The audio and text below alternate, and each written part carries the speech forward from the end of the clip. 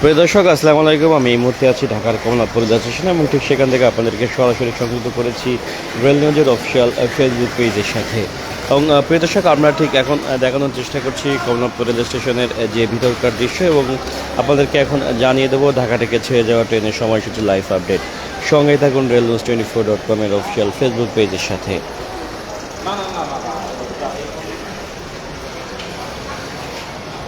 দর্শক, আপনারা ঠিক যেমনটি দেখতে পাচ্ছেন যে নকশিকাতা এক্সপ্রেস, যেটি খুলনার উদ্দেশ্যে বা 11:20 ছেড়ে যাওয়ার কথা রয়েছে, এবং এখনও যেটি আসলে কোনো প্ল্যাটফর্মে দেওয়া হয়নি, যেটি ওভারঅল দেখা যাচ্ছে যে প্রায় 1 ঘন্টার মতন লেট করে ফেলেছে নকশিকাতা এক্সপ্রেস। এবং রাজশাহী কমিউটার, যেটি চাঁপাইনবাবগঞ্জের উদ্দেশ্যে 12:15 ছেড়ে যাওয়ার কথা থাকলেও এখনও প্ল্যাটফর্মে দেওয়া হয়নি। এবং আমরা দেখতে পাচ্ছি যে নারায়ণগঞ্জ কমিউটার, যেটি চাঁপাইনবাবগঞ্জের উদ্দেশ্যে 12:15 ছাড়ার কথা থাকলে এখনও কোনো প্ল্যাটফর্মে দেওয়া হয়নি। এবং দর্শক, যে নারায়ণগঞ্জ কমিউটার, যেটি শহরতলি 14 নম্বর প্ল্যাটফর্ম থেকে নারায়ণগঞ্জের উদ্দেশ্যে 12:25 ছেড়ে যাওয়ার কথা রয়েছে।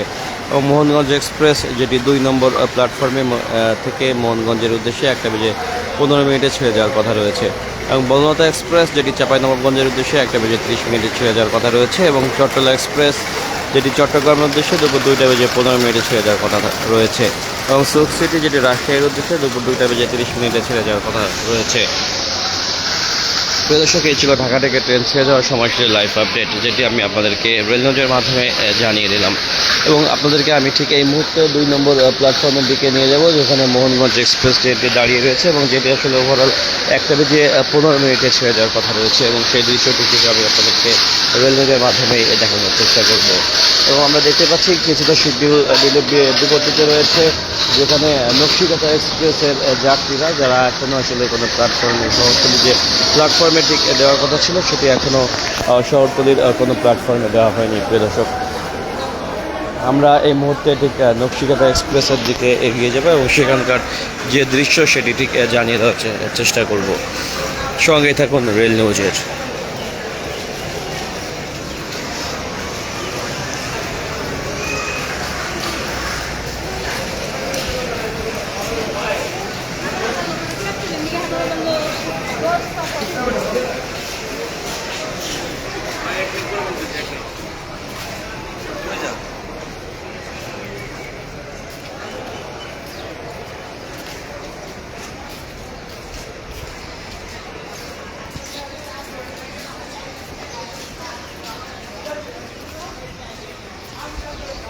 এবং প্রিয় দর্শক, আমরা এই মুহূর্তে আপনাদেরকে শহরতলি প্ল্যাটফর্মে দিকে নিয়ে যাব এবং সেখানকার যে দৃশ্য সেটি ঠিক দেখানোর চেষ্টা করব।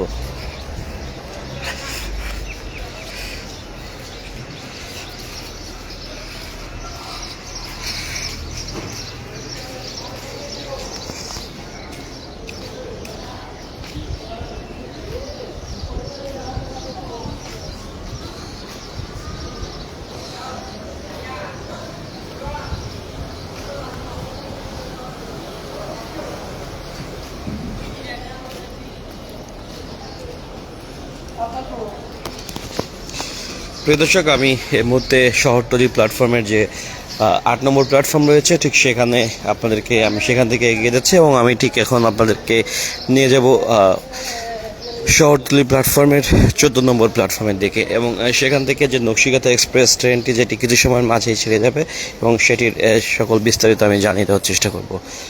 কি অবস্থা?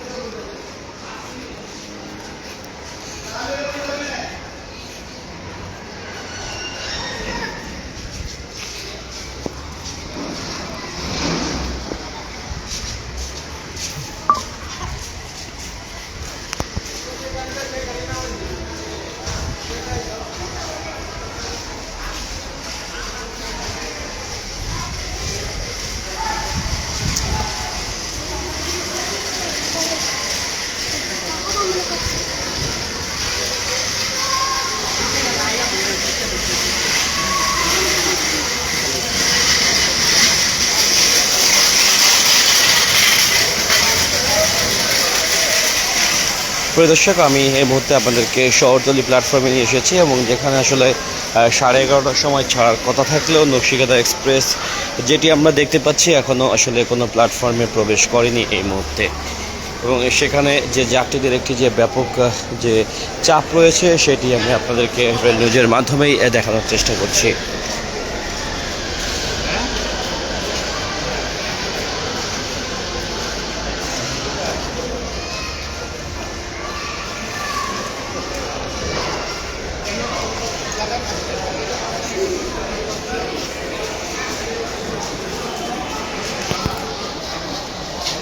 দেখতে পাচ্ছেন যে যাত্রীরা আসলে যে নকশিকাঁথা এক্সপ্রেসের সকল যাত্রীদেরকে আমরা ঠিক যেমনটি যেখানে দেখতে পাচ্ছি যে ওভারঅল যে যাত্রীরা বিভিন্নভাবে যে আসলে শুয়ে বসে যে বিভিন্নভাবে যাচ্ছে সেটি আসলে আপনাদেরকে আমি রেল নিউজের মাধ্যমে দেখানোর চেষ্টা করছি। আসলে প্রায় 1 ঘন্টা বিলম্বর কারণে যাত্রীদের যে ভোগান্তির চরমে ঠিক সেটি আমি প্রিয় দর্শক দেখানোর চেষ্টা করছি।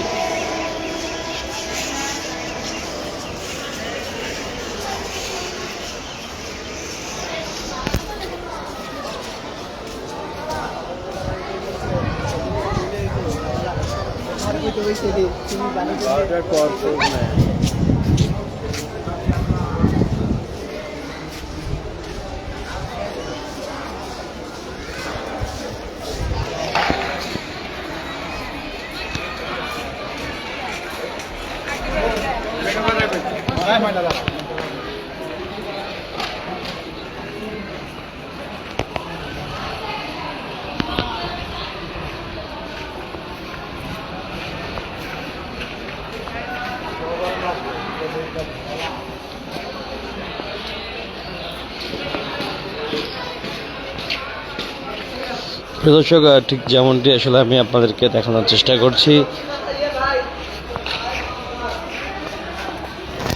1 ঘন্টা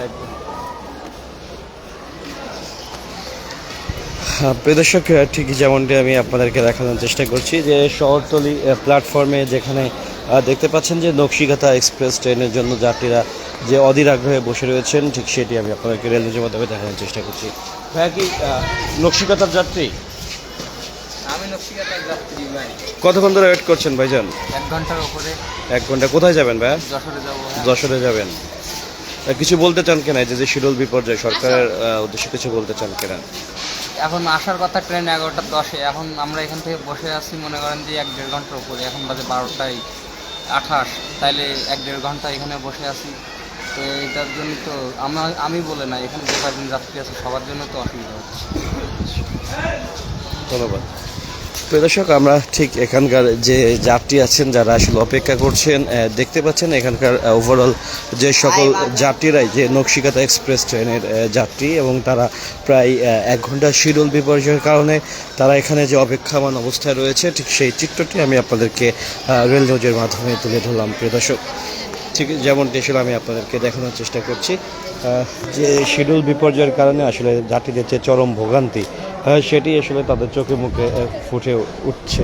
এবং আমরা দেখতে পাচ্ছি যেখানে আসলে বাচ্চা শিশু সহ যে সকল ধরনের যারা মানুষজন তারা আসলে যে দেখতে পাচ্ছি যে ফ্লোর সহ যে ট্রেনের যে ফ্লোর রয়েছে নিচে সেখানে তারা আসলে শুয়ে বসে অবস্থান করছেন এবং তারা আসলে সরকারের কাছে তাদের একটাই দাবি যেন দ্রুত এই শিডিউল বিপর্যয়ের সমাধান করা হয় এবং দ্রুত একটি পদক্ষেপ নেওয়া হয়। আসলে নবনির্বাচিত যে বাংলাদেশের যে গণপ্রজাতন্ত্রী সরকার রয়েছেন তারা আসলে ইতিমধ্যে 180 দিনের একটি ট্রেলকে ঢেলে সাজানোর জন্য একটি উদ্যোগ নিয়েছেন।